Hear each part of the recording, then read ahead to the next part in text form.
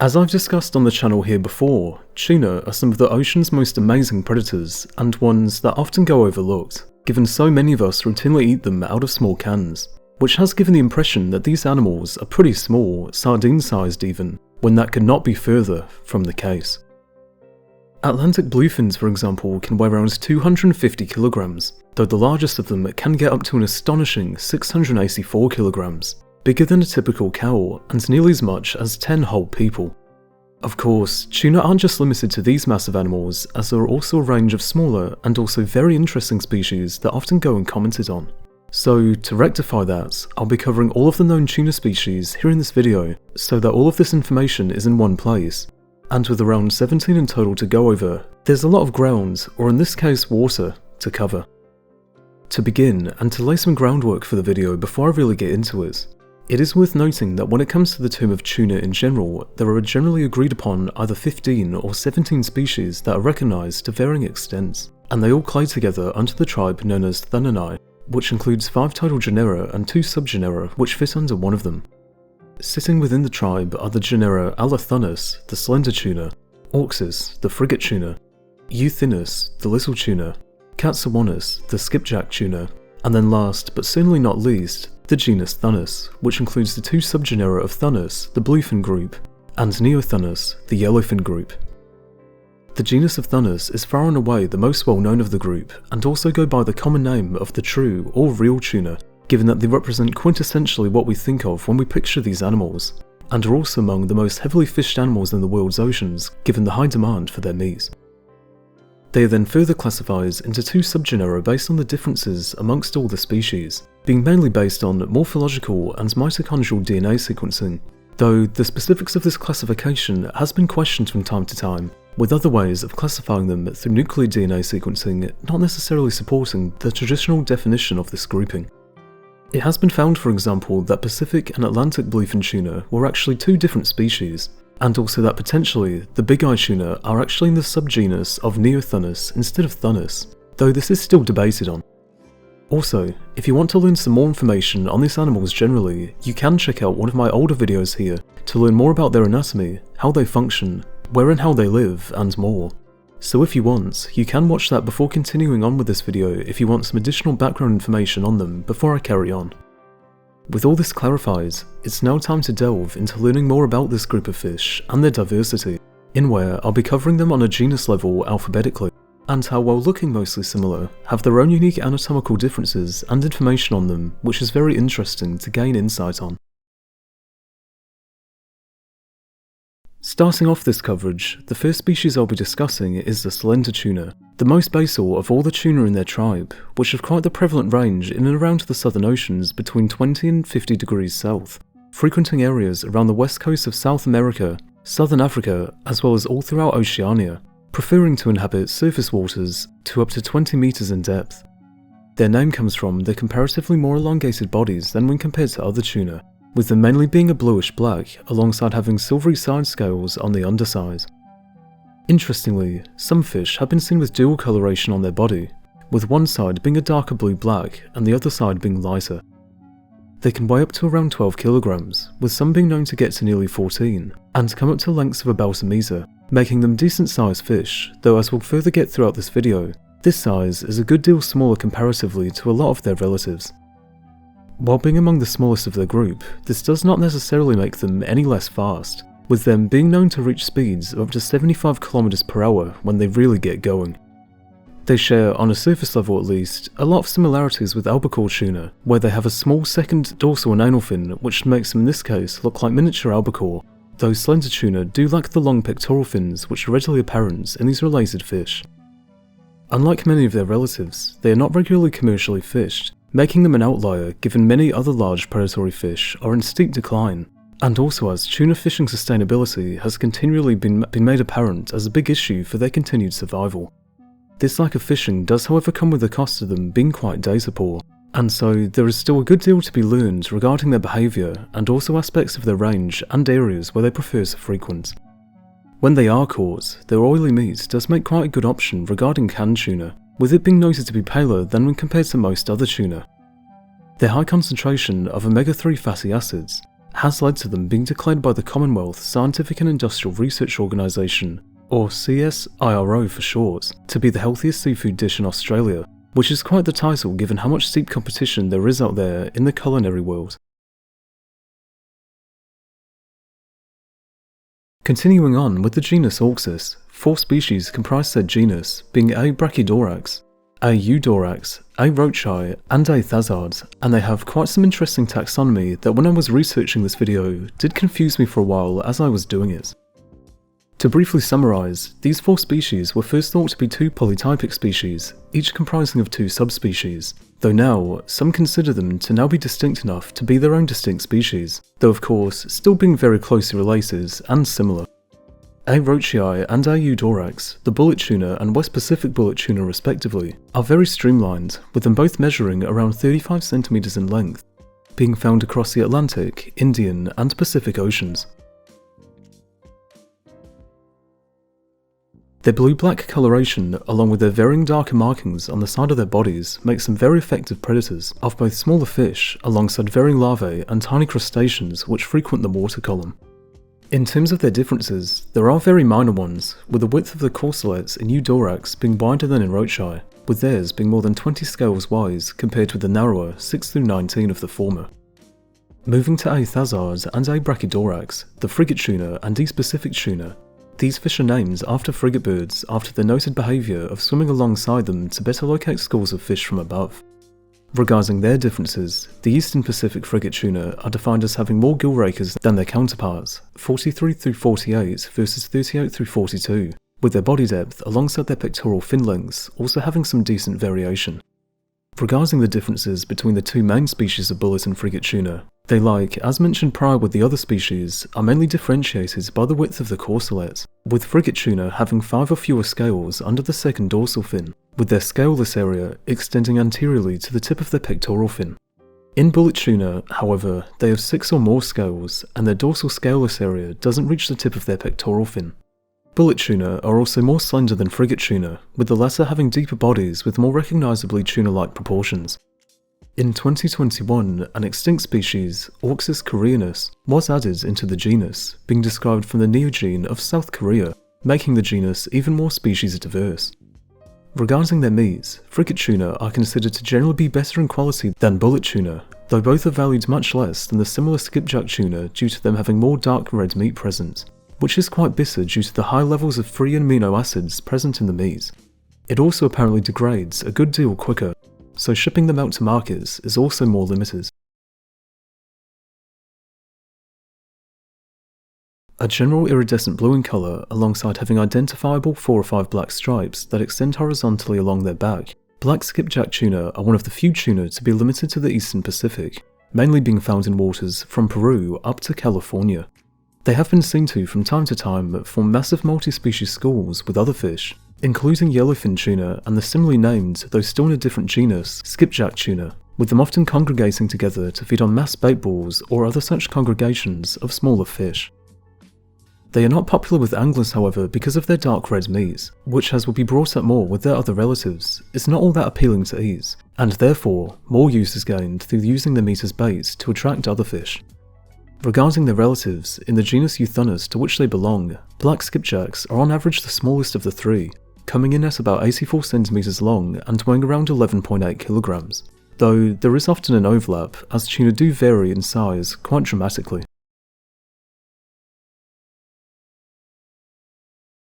Known also from a range of other names like the false albacore, little tuna or bonita, little tunny are the most frequently spotted tuna in the Atlantic, though they are also common in the Mediterranean and Black Seas, being highly migratory. They reach average weights of about 7 kg and lengths of about 85 cm, with them having quite compact bodies that help with their burst of speed during swimming. They are best distinguished from their relatives by the worm-like markings on their backs, as well as alongside the dark spots which are scattered between their pectoral and ventral fins with the rest of their body, with the rest of their body being a metallic blue through to a very pleasant bluish green. This makes them certainly very distinct looking, though they still get confused sometimes with other tuna. What you can look for in terms of features includes the previously mentioned markings and spots between the fins, which aren't found on any related Atlantic species. They also lack teeth on their vomer, the small bone in the roof of their mouth, which sets them apart from their close specific relatives, the mackerel tuna and the black skipjack tuna, with their tongue also having two longitudinal ridges present, sometimes referred to as a false albacore because of their close appearance to them. The best way to distinguish the two is that little tunny are tiny in comparison, around 1.2 meters in length and weighing about 16 kilograms, whereas albacore can get up to 60 kilograms. They also tend to live close to shore, which is quite different from a lot of other tuna which live in much deeper waters far from the coast, giving little tunny a different niche from many of their relatives. Because of their close proximity to land and also their size, they are very popular as bait fish and are helpful in attracting sharks or marlin, which is down both to their good hook retention and also to their high oil content. Their dark red meat, however, is not all that popular with people, and so they are not commonly eaten.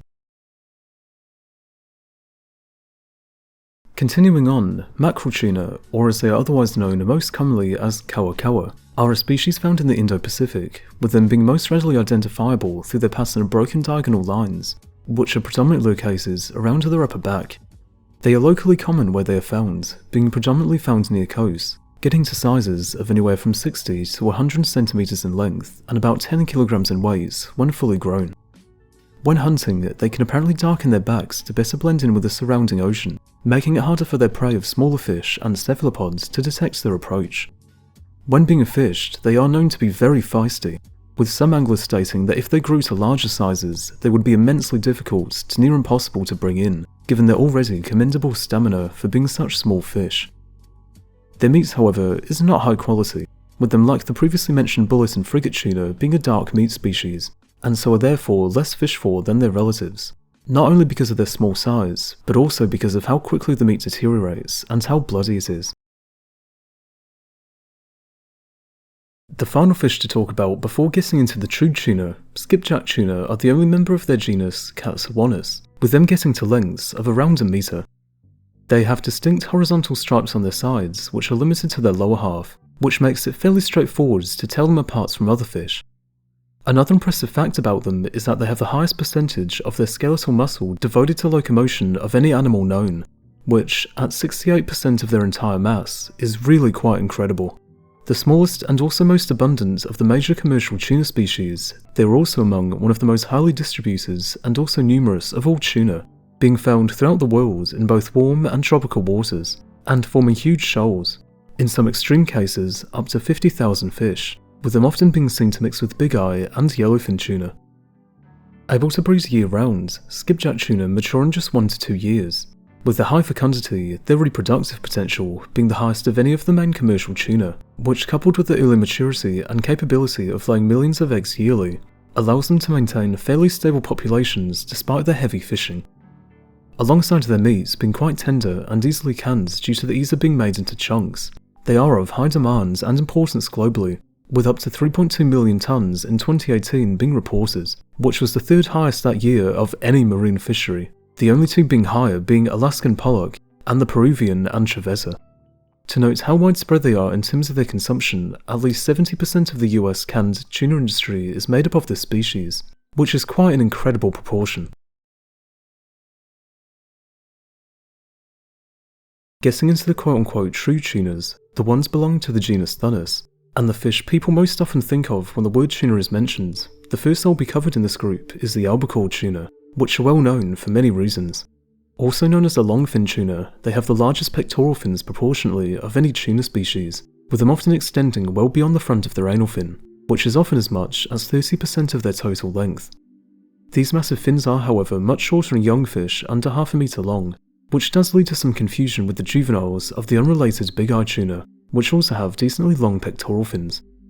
The fins in these fish, however, are more rounded at their tips, whereas with albacore, they end off in a point. At common lengths of about a meter and around 1.4 meters when it comes to record individuals, they are the smallest of the bluefin tuna group, though they do make up for that in the giant groups they travel in. They are found across the globe in varying temperate and tropical waters, with their schools both being highly migratory and also segregated by maturity, with many older fish often forming more compact groups. When it comes to finding these older fish, it is interesting to note that the older fish in the Atlantic are found in cooler waters, whereas in the Pacific it's the reverse, which is down to the availability of food and what forms of uplifting are occurring. Speaking of foods, albacore are further interesting in that their primary food source is cephalopods, with other fish making up a portion of their diets that is much smaller in comparison, which is quite different from a lot of other tuna. They breed usually from November to February, with adult females being able to lay around 2 million eggs in a single cycle. The resulting fry that manage to survive then stay near to where they were spawned for around a year to gain some size, before then moving on into other areas where they can congregate with their relatives, to then move to other areas. Rarely found near the shore and being mainly found way out in the open ocean, they are quite important economically, being one of the predominant species in the US tuna canning industry. While in the past they were severely overfished and in big declines in many areas, a good number of populations are now recovering to more sustainable levels thanks to the enforcement of regional fishing quotas that have helped a good deal in them being more prevalent once again. They do also have a nickname, that's being the quote-unquote chicken of the sea, or white tuna, which comes from their white flesh, which has quite a mild flavour.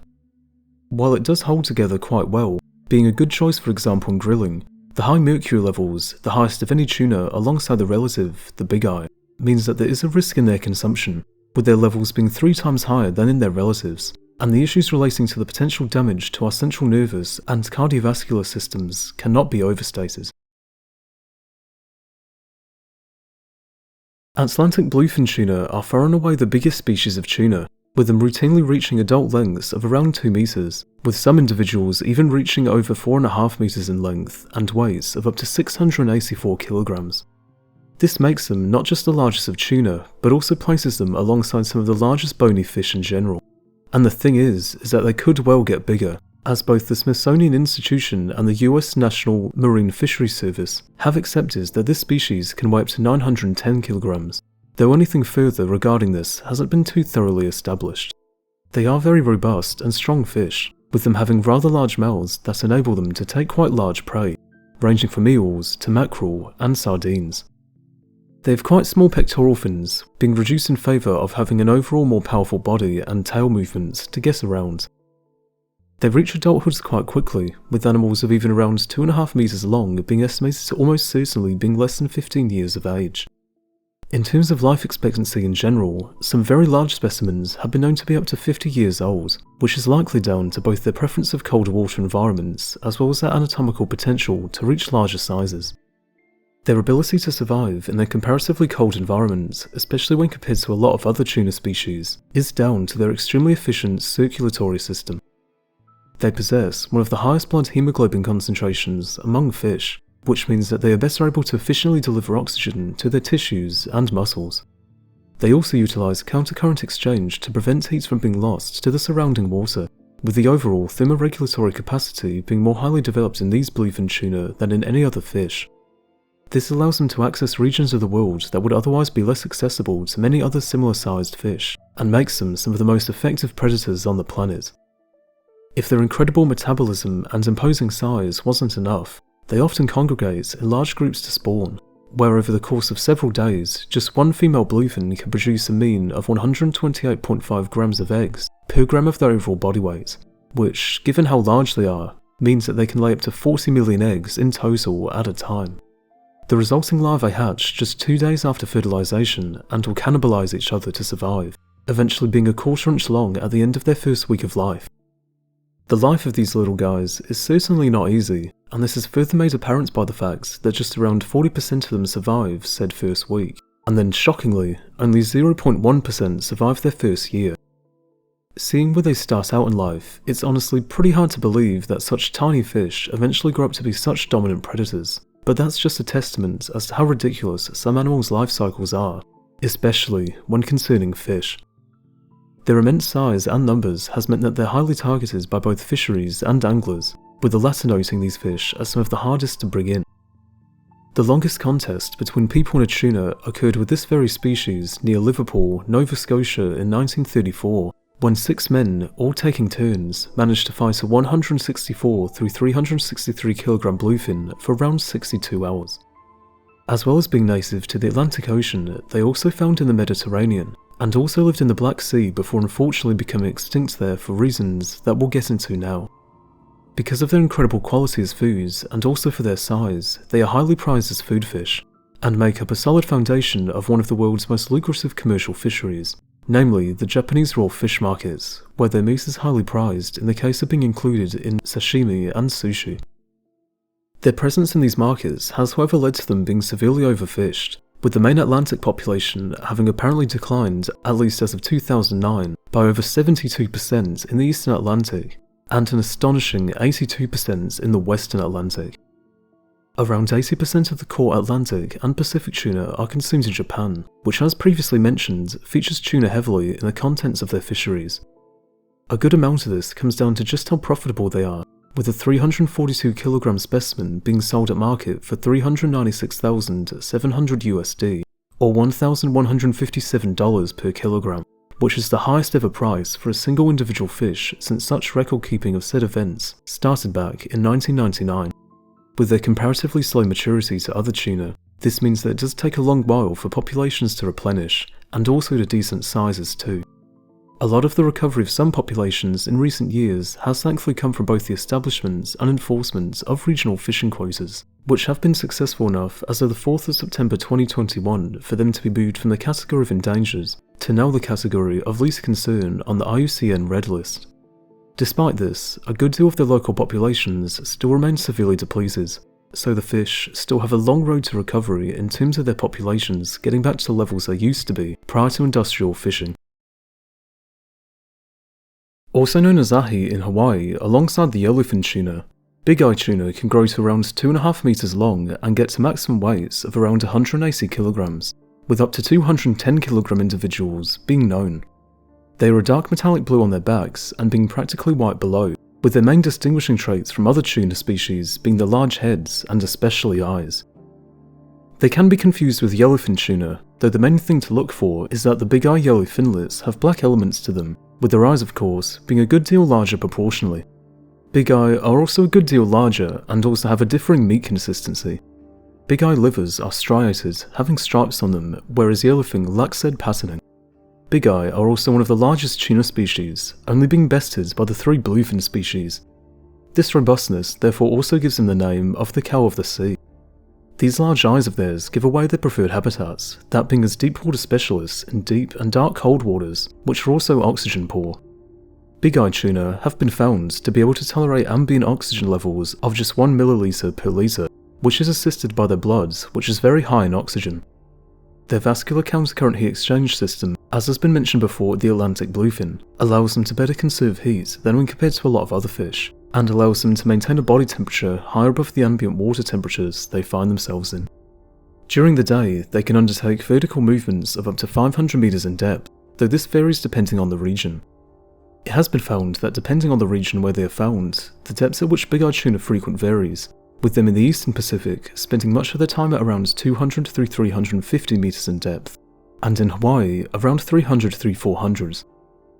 This suggests that either big-eyed tuna or their prey are congregating in ideal temperatures where food is available, generally considered to be around 300 through 500 meters, a location in the water column which is shallower in the eastern Pacific than when compared to the western Pacific Ocean.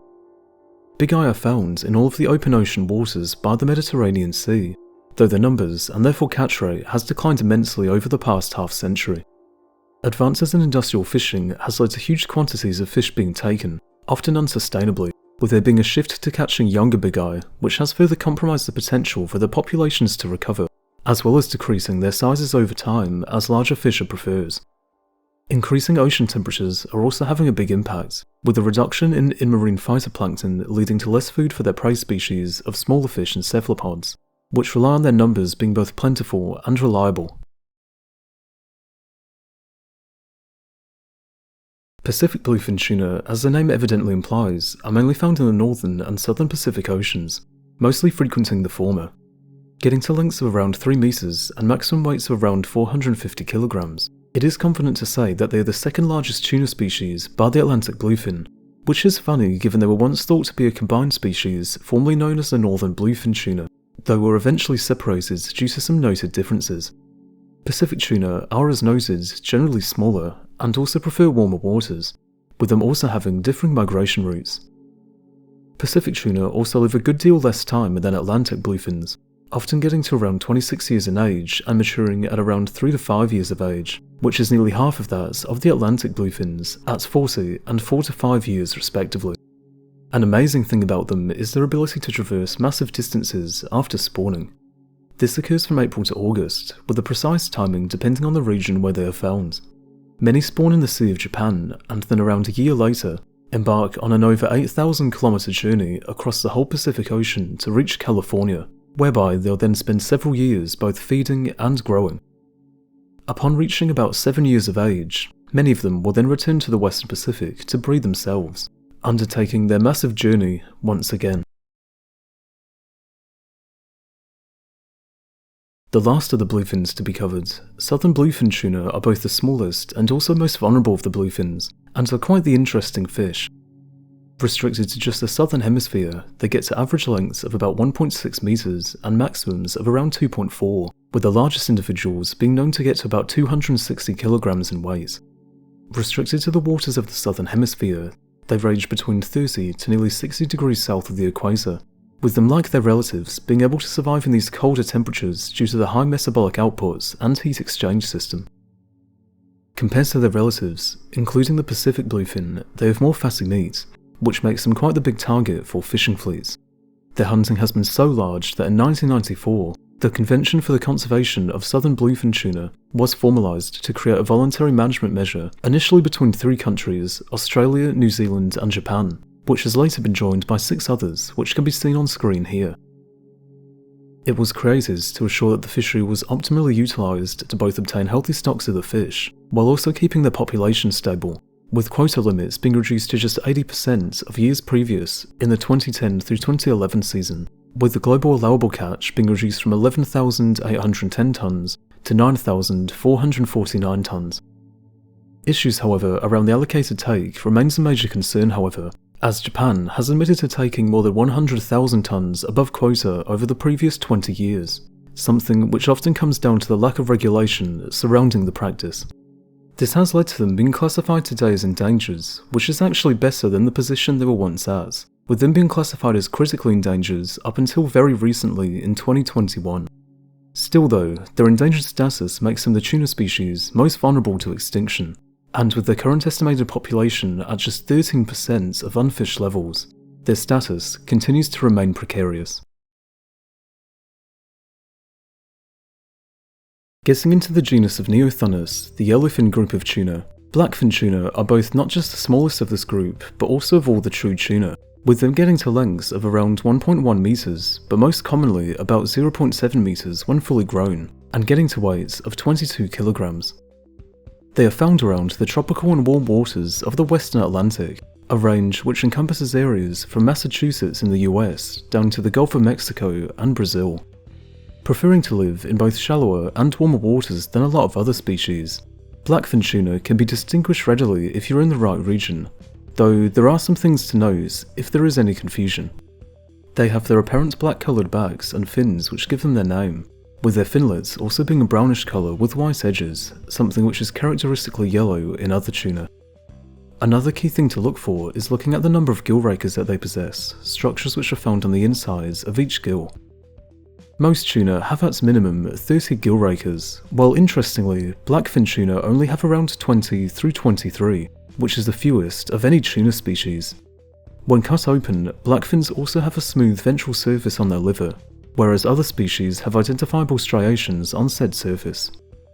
They are a short-lived species, with them getting to ages of about 5 years, a lifespan only 10% of that of some of the oldest Atlantic bluefins, the tuna on the opposite end of the size scale. They also appear to have less of a fish-based diet compared to other tuna, and instead seem to mostly consume crabs, shrimp, and the larvae of king and mantis shrimp, though they will still of course eat a good deal of fish larvae. While having less commercial value than many of their close relatives, enough that they are categorised as least concern by the IUCN and not put on the Greenpeace Seafood Red List, they are still a major sport fish, particularly in Florida and in the Caribbean, especially in the Bahamas and Cuba.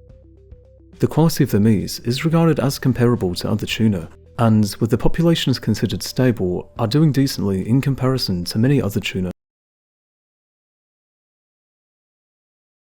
Otherwise known as the northern bluefin tuna, Longtail Tuna are large coastal specialists that live near shore on the coast, sometimes even being seen in estuaries and river mouths. They inhabit the Indo-Pacific and can reach lengths of about 145 centimeters and around 35 kilograms in weight. They are also a popular game fish among Australian anglers, with the name of northern bluefin often being used for them.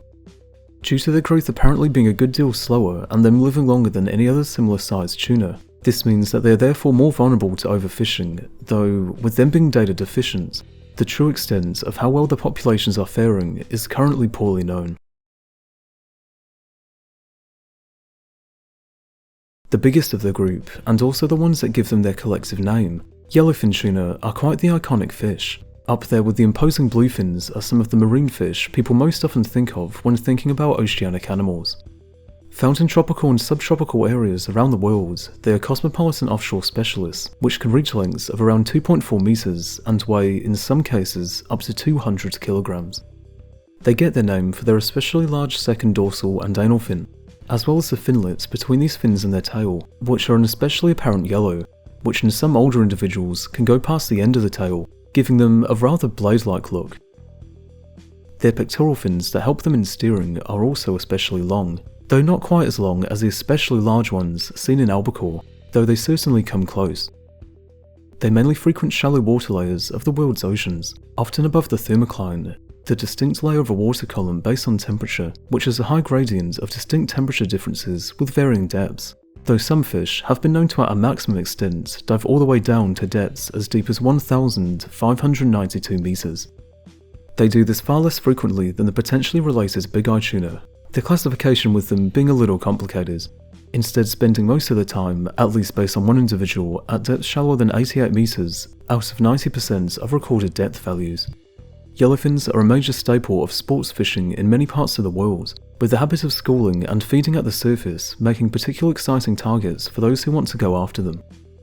When eaten, yellowfin meat is of a much leaner variety than that of the bluefins, with it also having a milder and lighter flavour with less fat content that also makes it firmer. And so, there we go, that's all of the tuna species covered. Researching and compiling everything for this video was a bit of a slog that, coupled with other things that I've been going through personally, have made it so that this video took a good deal longer than I thought it would to come out, but I'm really happy that I finally managed to get it out and ready for all of you guys. If you're still watching this far in, thank you so much for sticking with it, and hopefully learning more along the way about what makes each of these remarkable fish so uniquely special. As you've seen throughout this video, these fish are absolutely not a monolith, even though they are all united under a single common name, with them all having their own little quirks, whether they be behavioural, anatomical or locality-based differences that make them all the more interesting. It's because of this that we need to put far more efforts into conserving them and making sure that where they are fished, it is done in a manner that is both sustainable for the region and where they're found, while also allowing the populations to still migrate and breed effectively so that the populations remain healthy. Tuna are unfortunately among the poster fish for commercial overfishing, and this, while something that has been improved in some areas, has also worsened dramatically in others, and so there is still a huge amount to be done if these brilliant fish are to continue swimming across our world's oceans, and so we can both not only learn more about them, but also truly appreciate the place that they hold as super predators, ones so often forgotten and under-acknowledged when they really should be up there with sharks, wolves and lions as some of the most formidable large animals on our planet. And so, with that, I hope you enjoyed this video. If you would like to see more, be sure to subscribe if you haven't already, and I'll see you next time, whenever that may be.